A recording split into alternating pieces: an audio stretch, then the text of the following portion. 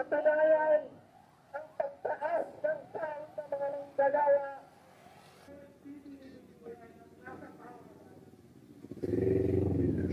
ating mga pamilya. Politikong korap at abusado, bulok po ang sistema, wagan ng pagpapanagot sa mga kurap sa lahat para magpagamot lamang. Naglalakad ng kilo-kilometro sa mas marami nating mga kasama, sa mas maraming mga kababayan.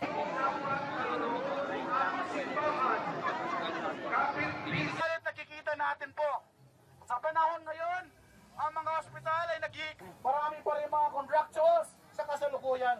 Umikot tayo sa buong region.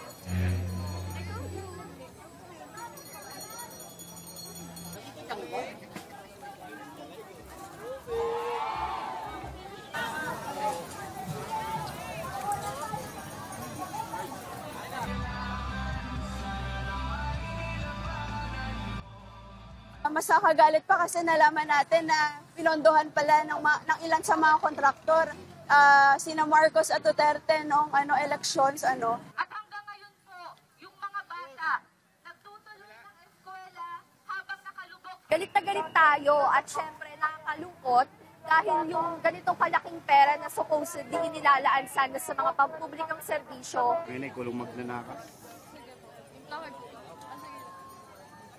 Ang gusto natin tanggalin yung mga politiko, yung mga contractor na involved dito sa corruption na ito dahil hindi nila deserve umupo sa mga ganoong posisyon at hindi nila deserve kumbaga makawala dun sa mga kasalanan nila sa taong bayan. So nananawagan tayo sa investigasyon, nananawagan tayo para sa pagpapatanggal itong mga politikong ito.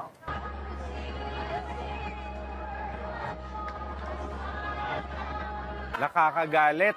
Sobrang nakakagalit, lalong-lalo na nung makita natin sa TV ang daan-daan, milyong-milyong, bulto-bulto ng pera. Serbisong panlipunan ay napupunta lamang sa bulsa ng Wala nang satsat ng satsat, imbestiga ng imbestiga, walang nangyayari.